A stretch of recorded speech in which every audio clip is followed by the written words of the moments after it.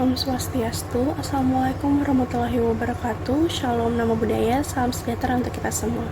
Pada kesempatan kali ini, kami dari SGD A8 akan mempresentasikan hasil student project kami dengan judul Effectiveness of Mind-Body Therapy in Improving Sleep Quality in Individuals with Sleep Disorders. Berikut merupakan anggota dari SGD A8. Baik, perkenalkan, nama saya Putanjita Josta Putri dengan NIM 248. Di sini saya akan menjelaskan latar belakang dari student project A8 ini. Jadi, tidur berkualitas itu penting untuk kesehatan fisik dan mental. Gangguan tidur merupakan masalah kesehatan masyarakat yang signifikan.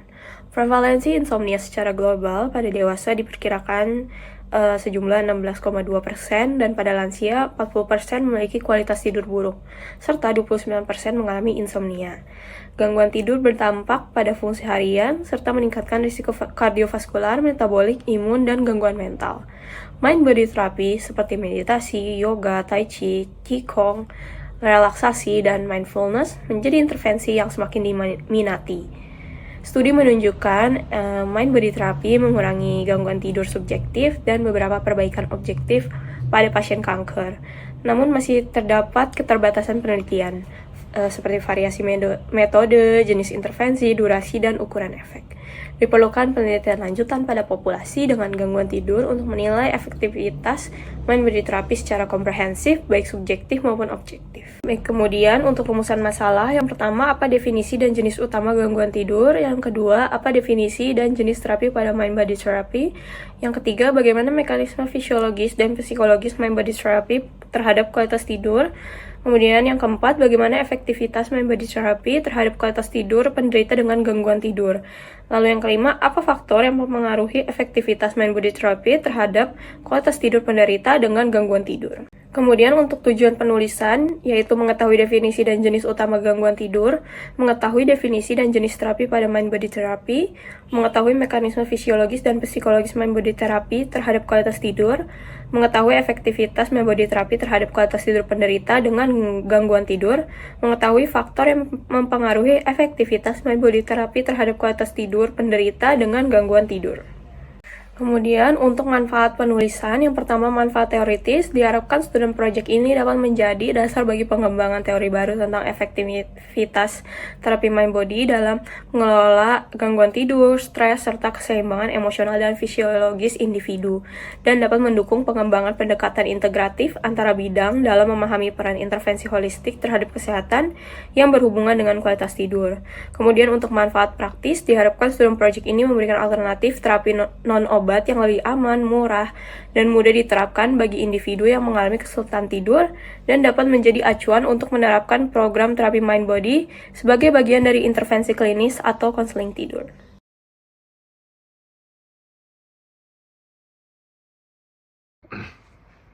Om Swastiastu.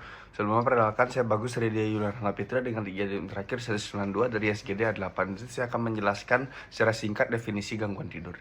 Gangguan tidur merupakan kondisi yang mengganggu pola tidur normal dan menurunkan kualitas tidur secara berkelanjutan. Kondisi ini berdampak pada kesehatan fisik dan mental, menyebabkan kelelahan, penurunan konsentrasi dan daya ingat, serta meningkatkan risiko kecelakaan. Gangguan tidur yang umum meliputi insomnia, sleep apnea, dan gangguan fase tidur tertunda. Dalam 5 tahun terakhir, berbagai penelitian menunjukkan bahwa terapi pikiran tubuh seperti meditasi, yoga, tai chi, dan qigong efektif dalam meningkatkan kualitas tidur dan mengurangi keparahan insomnia. Meskipun tidak secara signifikan meningkatkan durasi tidur secara objektif, terapi ini memberikan perbaikan bermakna dan efeknya dapat bertahan jangka panjang. Beberapa metode seperti qigong bahkan menunjukkan hasil sedikit lebih unggul dibandingkan tai chi. Efektivitas terapi cenderung lebih tinggi daripada individu sehat dan dipengaruhi oleh durasi intervensi. Sekian penjelasan dari saya, terima kasih. Baik, terima kasih atas kesempatannya. Sebelumnya perkenalkan saya Justin Marcello Taswin dengan 3 digit terakhir 220. Di sini saya akan menjelaskan mengenai jenis utama gangguan tidur. Jadi, ICSD-3 merupakan klasifikasi gangguan tidur yang paling komprehensif yang terdiri dari 6 kategori utama, yaitu insomnia, sleep-related breathing disorders, central disorders of hypersomnolence, circadian rhythm sleep-wake disorders, parasomnia, dan yang terakhir adalah sleep-related movement disorders. Jadi insomnia ini merupakan kesulitan tidur atau kualitas tidur buruk yang secara berulang. Di sini dialami setengah populasi sebagai insomnia jangka pendek, Kemudian juga dapat berkembang menjadi kronis bila tidak ditangani.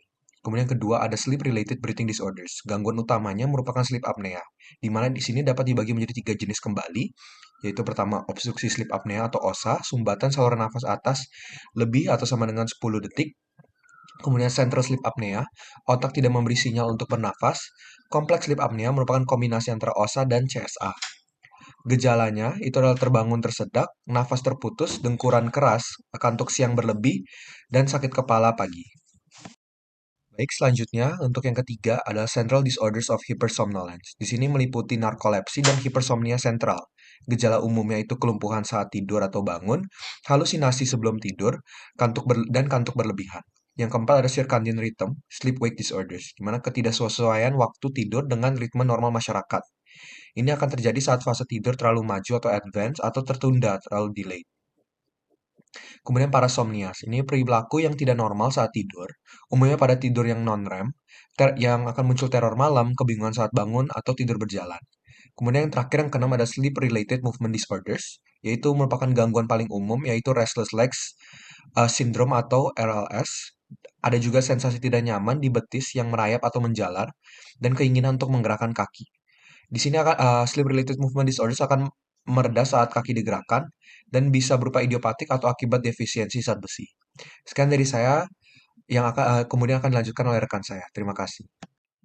Baik, perkenalkan nama saya Natasha Roksengun dengan 3 digit terakhir NIM 226. Di sini saya akan menjelaskan mengenai definisi dari Mind Body Therapy atau MBT. Mind Body Therapy atau MBT secara luas didefinisikan sebagai sekelompok terapi yang mengutamakan penggunaan otak dan pikiran bersama dengan tubuh dan perilaku untuk membantu proses penyembuhan. MBT meliputi latihan seperti mindfulness, meditasi, hipnosis, imagery, yoga, dan qigong, termasuk tai chi yang merupakan bentuk turunan dari qigong, yang merupakan sebuah jenis olahraga tradisional yang berasal dari Tiongkok. Latihan MBT sendiri memfokuskan pada gerakan tubuh, pola pernafasan, atau suara yang dapat meningkatkan rasa kesadaran dan meredakan stres serta rasa cemas. MBT bisa dipelajari dan dipraktekkan dengan mudah oleh pasien dan tersedia secara luas untuk pasien rawat inap maupun individu pada masyarakat umum. MBT dapat mempengaruhi sistem saraf yang merespon pada stres, termasuk sistem saraf otonom dan sumbu HPA. Melalui peningkatan sinyal antiinflamasi, MBT dapat menstabilkan ritme sirkadian dan memperbaiki kualitas tidur. Untuk bagian selanjutnya akan dijelaskan oleh teman saya. Baik, selamat pagi dokter. Nama saya Pantai Kantor 167. Bisa menjelaskan mengenai jenis terapi dari Mind Body Therapy. Mind Body Therapy sendiri itu mencakup berbagai macam praktik seperti latihan nafas, yoga, meditasi, qigong, dan juga tai chi. Yang tujuan utamanya itu meningkatkan kesadaran diri, menurunkan stres, serta menyeimbangkan hubungan pikiran dan juga tubuh. Yoga, qigong, dan juga tai chi ini sama-sama mengkombinasikan gerakan tubuh, latihan pernafasan, dan juga pikiran. Dia itu berbeda dari asal dan juga variasi geraknya. Selain itu, Mind Body Therapy itu juga dapat dilakukan tanpa gerakan fisik melalui meditasi semata dengan mengatur nafas, fokus tidur, dan juga penguatan mindfulness. Secara keseluruhan, seluruh bentuk MBT memiliki tujuan yang sama, yaitu membantu pasien mengintegrasikan pikiran, emosi, dan tubuh sebagai bagian dari proses penyembuhan. Sekian yang dapat saya sampaikan. Selanjutnya akan dilanjutkan oleh teman saya. Perkenalkan, saya Putu Gadis Pradina dengan 3 digit NIM terakhir 283. Saya akan menjelaskan mengenai mekanisme fisiologis Mind Body Therapy terhadap regulasi tidur.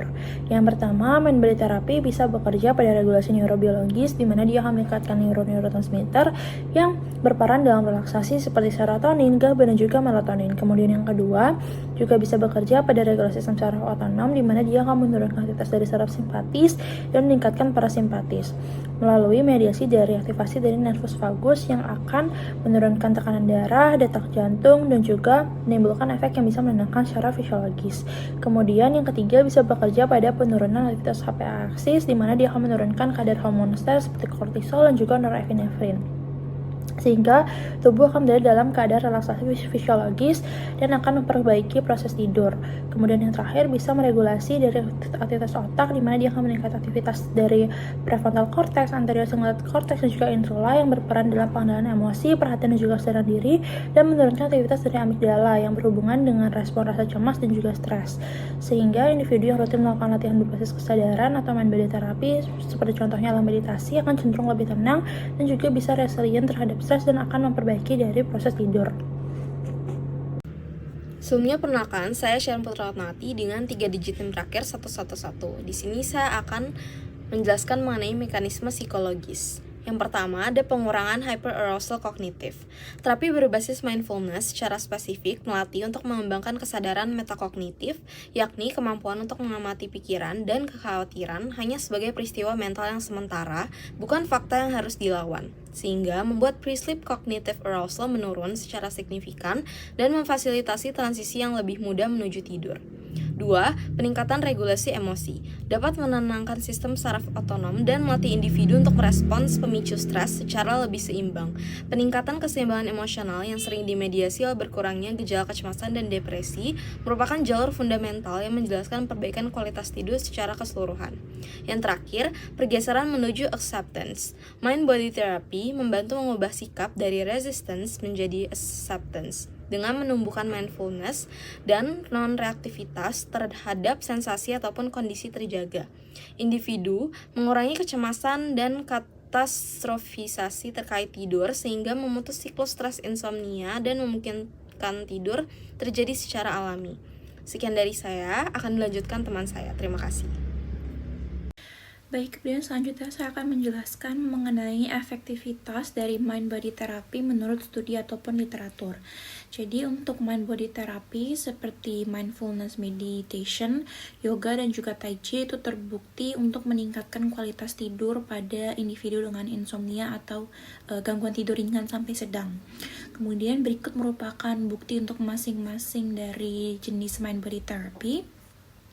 Jadi secara kesimpulan, mind-body therapy ini efektif sebagai terapi non-farmakologis untuk meningkatkan kualitas tidur, terutama pada stres, insomnia ringan, atau gangguan tidur terkait dengan kecemasan.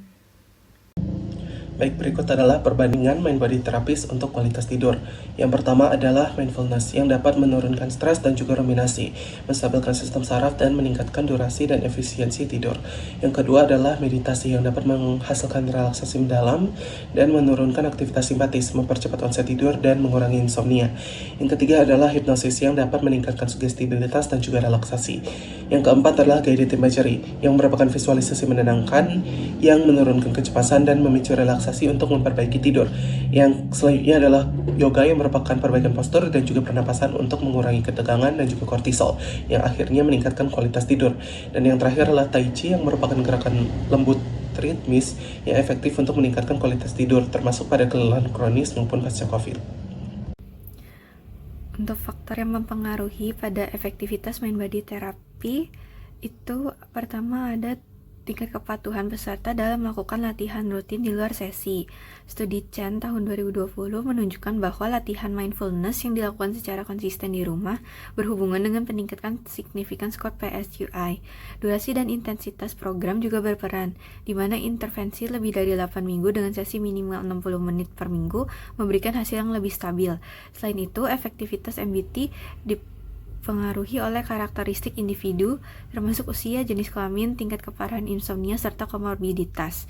Meta-analisis RIAS tahun 2021 menyebutkan bahwa manfaat terbesar ditemukan pada lansia dan pasien dengan penyakit kronis karena perbaikan regulasi saraf otonom dan penurunan kortisol. Sebaliknya, peserta dengan kecemasan berat atau depresi menunjukkan respon lebih lambat akibat gangguan neuroendokrin yang kompleks.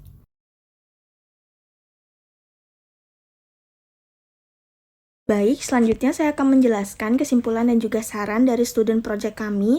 Sebelumnya, perkenalkan, saya Putri Nalin Gadis Sandra Yundari dengan 3 digit NIM akhir 027. Berdasarkan bab pembahasan yang sudah disampaikan sebelumnya, mind-body therapy atau MBT ini efektif untuk meningkatkan kualitas tidur, di mana gangguan tidur sendiri dapat menurunkan kualitas hidup yang mencakup insomnia, parasomnia, circadian disorder, hypersomnolence, dan lain-lain. Dan terapi MBT atau mind-body therapy meliputi meditasi, mindfulness, yoga, tai chi, qigong, pernafasan, guided imagery, and hypnosis. Secara fisiologis, terapi MBT ini bekerja dengan meningkatkan parasimpatis dan juga nervus vagus, kemudian meningkatkan serotonin, GABA, BDNF, melatonin, menurunkan HPA aksis dan juga kortisol sehingga mengurangi hiperarousal. Mekanisme secara psikologis, terapi MBT juga mengurangi ruminasi, menurunkan kecemasan, dan memperbaiki regulasi emosi. Mengenai efektivitas, MBT terbukti untuk menurunkan skor PSQI dan juga ISI, meningkatkan efisiensi tidur, dan menurunkan latensi tidur. Tetapi, hal ini efektif bila dilakukan dengan terstruktur dalam waktu 8 hingga 12 minggu. Semua keefektivitasan dari MBT ini tetap dipengaruhi oleh bagaimana kepatuhan, durasi latihan, karakteristik dari peserta, dan juga dukungan lingkungan dari peserta.